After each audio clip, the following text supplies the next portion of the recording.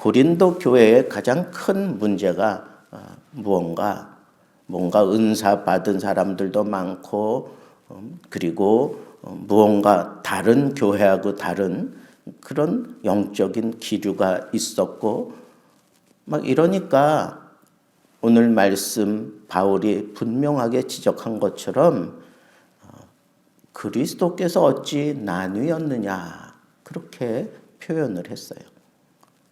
교회에서 그리스도 중심으로 모든 것들이 정립되고 질서가 유지되어야 되는데 이게 그 그리스도를 나누는 그런 어리석음을 범하고 말았다는 거예요. 파당이 형성이 됐어요. 그리고 이 복음이 변질되었다는 겁니다. 바울이 아주 신랄하게 지적하고 있어요. 파당은 어떤 파당이 있었어요? 바울파가 있었어요. 이건 교회를 세우고 교회의 토백이들 중심으로 만약에 어떤 모임이 있다면 아마 바울파에 속하지 않을까요? 그리고 아볼로파가 있어요. 이 아볼로는 복음을 전할 때 아주 웅변적이고 그리고 사람들에게 아주 지적인 그런 어필을 하던 사람이었잖아요. 그러니까 웅변적이고 성경에 능한 그런 사역을 하면서 지적인 그런 욕구를 채워주는 사람들이 모인 그런 파당이었을 것 같아요. 게바파도 있습니다. 게바는 베드로를 얘기하는 거잖아요. 그러니까 그리스도의 수제자를 따르며 나는 그 정통성을 지킨다. 이 정통성 이거 외에는 나는 가벼이 여긴다라고 생각하며 모이는 사람들이었을 거예요. 또 이것저것 다 싫다. 나는 그리스도파다. 아니 그리스도 중심으로 모든 것이 모이는데 그리스도파다 그러면 그리스도파라고 하는 그런 분당을 또 하나 만들어내는 것밖에 되지 않지 않습니까? 그러니까 나는 분명히 무언가를 나는 경험을 했어. 은사도 받았고 나는 영적인 무언가를 분명히 경험을 했어. 그러니까 나는 여기에도 속하지 않고 저 사람에게도 속하지 않고 그저 내 안에서 무언가 나를 이끌어가는 무언가에 내가 그리스도 중심으로 나는 그를 따를 거야. 그러면서 질서를 파괴하고 그리고 자기 독불장군처럼 믿음 생활하려고 하는 그런 부류가 그리스도파라고 생각할 수 있겠죠. 또 하나는 이 복음이 이런 파당들로 인해서 생각지 않게 변질이 되고 만다는 거예요. 그래서 바울이 이렇게 지적을 하잖아요. 바울이 너희를 위하여 십자가에 못 박혔느냐? 내가 아니라는 거예요. 또 바울의 이름으로 너희가 세례를 받았느냐? 그것도 아니라는 거예요. 복음의 본질, 그 복음의 본질에서 벗어나면 결국은 어떤 사람이 드러나고 어떤 사건이 드러나고 어떤 잘못된 그런 운동이 드러나고 여러분 복음은 오로지 예수 그리스도의 이름으로 하는 거고 그리스도의 이름으로 세례를 주는 거고 그리스도와 모든 일들이 함께 진행되어야 하는 겁니다. 그래서 이 복음의 본질을 다시 확립해야 됩니다.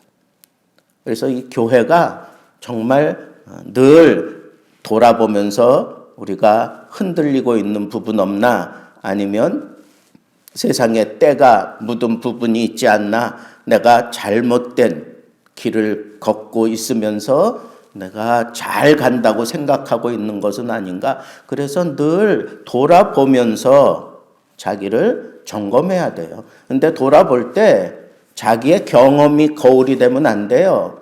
자기의 생각이 거울이 되면 안 돼요. 오로지 예수 그리스도가 우리의 거울이 되어야 되고 하나님의 말씀이 우리의 거울이 되어야 하는 겁니다. 그래서 오직 복음으로 돌아가야 돼요. 복음의 핵심을 붙들고 씨름해야 되는 거예요. 그리스도께서 나를 보내신 것은 세례를 주게 하려 하는 게 아니다. 오직 복음을 전하라고 하신 거다.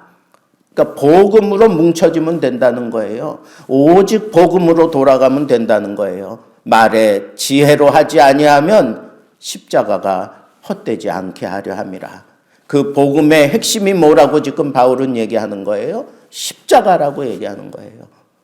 이 십자가 외에는 하나님의 능력이 우리에게 나타날 수 없다. 이 십자가 외에는 나는 내 마음에 두지 않고 오로지 십자가, 복음의 핵심 그 십자가를 붙들고 그 십자가를 내가 짊어지고 그리고 나는 순종하며 가겠노라고 하는 그런 바울의 표현을 통해서 복음으로 돌아오라는 거예요. 복음으로 너희들의 본질을 분명히 하라고 그렇게 얘기하고 있습니다. 그래서 마지막으로 오늘 말씀의 결론이 뭡니까? 온전히 합하라는 거예요. 온전히 하나가 되라는 거예요. 고린도 교회는 어떤 다른 교회보다 더 많은 하나님의 은혜가 있었고 하나님의 은사가 있었고 놀라운 그런 복이 분명히 있는데 그것이 오히려 복음의 장애물 돼버리고 말았어요. 근데 이것을 바울은 권하는 거예요. 어떻게 하라고? 여기 보니까 같은 말을 해라. 같은 말을 하라. 그리고 같은 마음으로 분쟁 없이 같은 마음으로 하나가 되라는 거예요. 그리고 같은 뜻으로 이 복음에 순종하라는 거예요. 그러니까 우리가 하나가 되기 위해서 발버둥 치는 그런 싸움을 하면서 신앙생활 해야 돼요. 내가 가지고 있는 그 은사, 다른 사람하고 다를 수 있어요. 그 은사 때문에 분쟁이 일어났잖아요. 내가 더 옳다, 내가 더 하나님께 은혜 받았다, 내가 더 정통을 지키고 있다, 뭐 이런 걸 가지고 분쟁을 만들지 말고 어떻게 해서든지 그런 것들은 내가 분명히 복음을 증명하는 데 사용이 되되 교회를 위해서 하나가 돼야 돼요. 같은 마음을 가지고 같은 뜻을 가지고 같은 말을 하라는 거예요. 그러려면 다 복음 안에서 녹아져야 돼요. 복음 안에서 자기는 완전히 다 없어져야 됩니다. 십자가를 짊어지고 예수 그리스도를 위하여 죽음의 자리까지 가는 그것이 바로 제자에게 우리 주님이 요청하신 것 아니었습니까? 그러니까 우리가 이 교회 부흥에 어떤 놀라운 그런 물꼬를 트고 문을 열려고 한다면 우리는 하나가 되어야 합니다. 같은 말을 해야 합니다. 그리고 같은 생각을 하고 같은 표정 지으면 더 좋고 우리는 어찌하든지 같은 말을 하고 같은 마음을 갖고 같은 뜻을 유지하면서 내 이 모든 은혜, 은사, 하나님이 나에게 베푸신 이 놀라운 하늘의 것을 가지고 복음을 증거하는 곳에 사용하고 복음을 위하여 내가 희생할 수 있는 그런 마음을 가지고 달려들 때에 교회는 부흥할 겁니다. 복음은 전해지고야 말 것입니다. 내가 하나님께 많은 것을 받았어.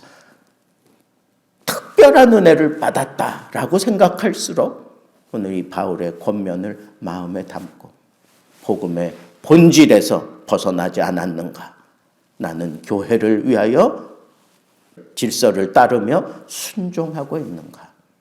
내 말 한마디라도 교회 부흥의 장애가 되는 그런 어리석은 말을 하지 않는가? 스스로를 돌아보면서 여러분들 한 사람 한 사람들을 통해서 우리 예수 등대 교회의 부흥의 문이 활짝 열려지는 놀라운 역사가 일어나게 되기를 우리 주님의 이름으로 축복합니다.